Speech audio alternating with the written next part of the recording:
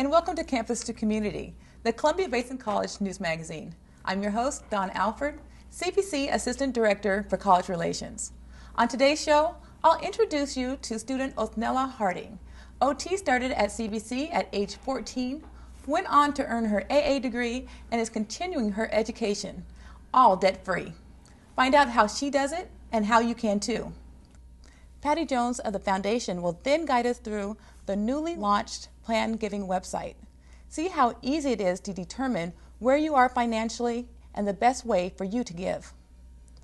But first, as any parent of a high school senior knows, it's time to apply. Time to apply for college admissions, for scholarships, and yes, financial aid. Roy Garcia, the Director for Outreach, joins us now to personally invite you to 2 upcoming college events. So welcome, Roy. Thank you for having me, Dawn. So what are these 2 events that are coming up? First one is College Night. The second one is College Goal Sunday. Every year we put these on. You usually have about 400 to 500 students on College Night, and then College Goal Sunday would be has to do with financial aid. The first one, College Night, it will be held Wednesday, January 25th at 6 p.m. The second one, College Goal Sunday, will be held on Sunday, January 29th, starting from 12 to 2 p.m. Okay, well, let's start with College Night. Tell us more about this event. It's a unique way for students and their parents to come on campus and get a program which lasts about 30 to 40 minutes, which consists of a college panel, it's a college student panel, a guest speaker. We'll also have a financial aid presentation. The uniqueness of it is that all the departments that CBC has to offer will be there as a college fair, which will allow the students and the parents to go ask questions in the particular field that they want or interest in. The nice thing about it is there's also, for those in attendance, will be a at least one $1,000 scholarship available, but you need to be in attendance to receive the award. Okay, and how do they get that on the scholarship application? We will be sending out a save the date card to all the seniors, to all the local high schools. You can also go to our website at www.columbiabasin.edu/college night and download the application. Okay, and again, this College Night is for high school seniors and their parents? Correct. Okay, and so College Goal Sunday, now that's another event. Is this solely dedicated for those who want to complete their financial aid application? How does this work? Correct. It's for those students not all just going to CBC, but going to university or college in Washington. It's a national College Goal Sunday. It gives students and their parents to bring their income taxes, their driver's license, their citizenship cards, in order for them to ask questions about the financial aid process and walk them step by step. Once again, that's on the 29th from 12 to 2, and it's a great way for individuals to complete or start their application and ask those tough questions that any parent or student may have.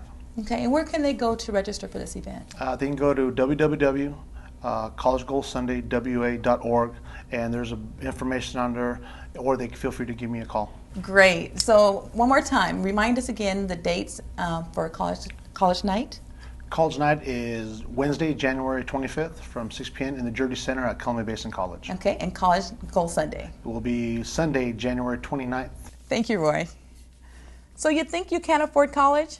Wait until you see how resourceful our next guest has been in funding her education.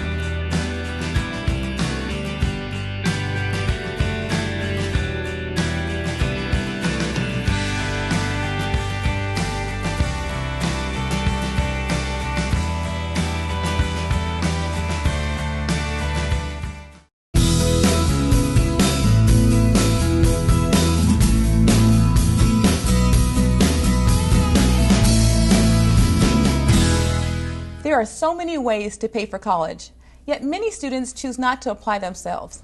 This is not true of our next guest, Nella Harding. She has proved resourceful in how she's approached going to college and paying for her education. So welcome, Nella. Hello.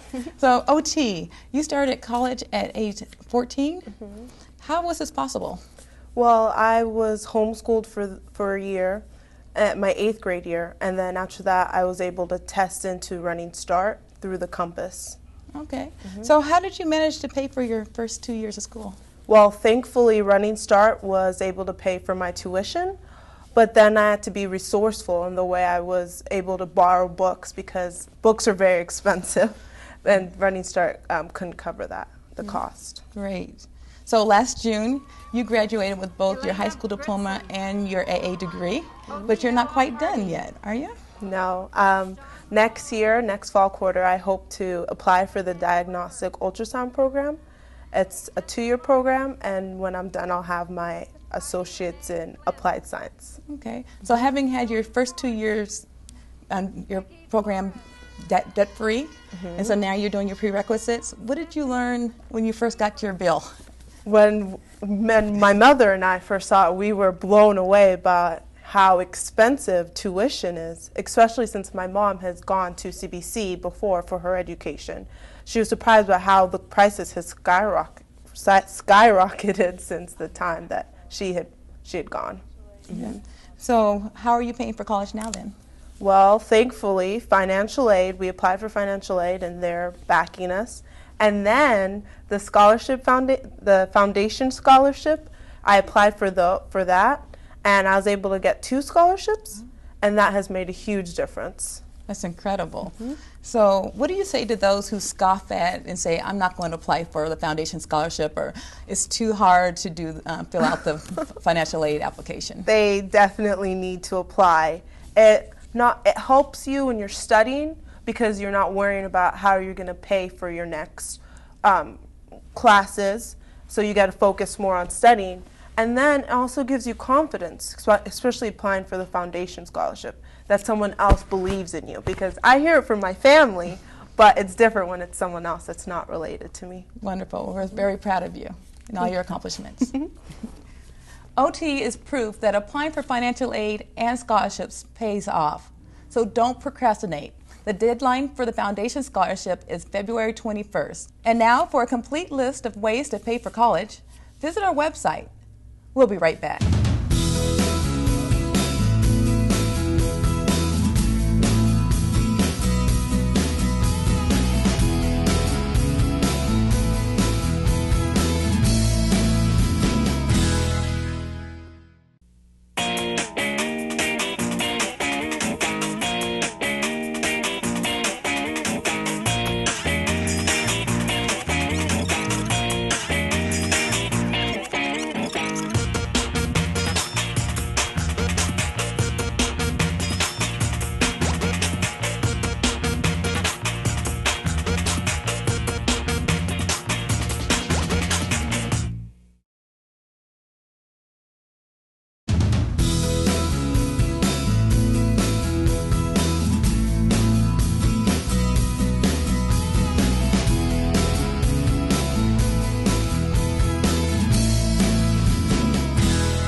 What will be your legacy?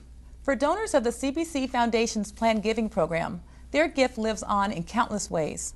Patty Jones of the Foundation is here to talk about planned giving and how you may benefit as a donor. So welcome, Patty. Thank you, Dawn. So please explain, what is planned giving? Well, planned giving is a way for our donors to share their resources in a meaningful fashion and also accomplish their goals for themselves and their family. So there's some options for them to choose from. What are they? Oh, Dawn, there's many options. It can be as easy as making the college a beneficiary of your life insurance policy or of a retirement account. Or there's many more complicated gifts that you can give that will actually help you with an income or save you taxes. You can, for example, donate a highly appreciated asset and avoid paying a capital gains tax on that. Of course, we're not accountants or attorneys, so we always suggest that our donors work with them, but there are many options for giving. Okay, so what is the foundation doing to help prospective donors determine which option is best for them? Oh, I'm glad you asked that question today. We have just recently launched a new website where donors can go in the comfort of their own home and explore different opportunities for giving that might best suit their financial needs. You can build a gift plan according to your age or your needs. You can compare different gifts. There's a gift calculator that will help you decide which is the best way for you to make sure your legacy lives on helping our students. Wow, that is wonderful. I look forward to getting on that website. So in addition to the new website, there'll be some upcoming seminars. Tell us about those. Yes, we are so fortunate in the Tri-Cities to have so many professionals that are willing to do continuing education for us and our donors, helping them navigate some tricky waters sometimes. Topics that will include Social Security benefits, wills and estate planning, retirement planning, and also we are going to have a segment on elder law coming very shortly. Okay, I understand last year you did the seminar on the wills and estate planning. How did that turn out?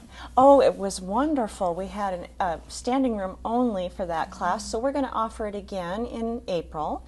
And from the questions that we heard from the audience at that particular seminar, we were able to put together some ideas for an elder law seminar, because there's so many people who are of an advanced age, or helping your parents navigate the ins and outs of applying for Social Security, Medicare, negotiating powers of attorneys, things like that. What you need to know if you have residences in more than one state. So lots of good information there. So Yes. Should definitely go to one of these seminars, if not all. Oh, please, yes, and they can call me for more information. Okay. Thank you, Patty. Thank you, Dawn.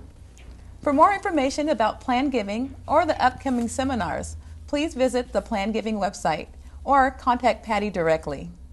Well, this concludes this month's Campus to Community. If you would like more information on the topics covered today, contact information will be made available at the end of our program.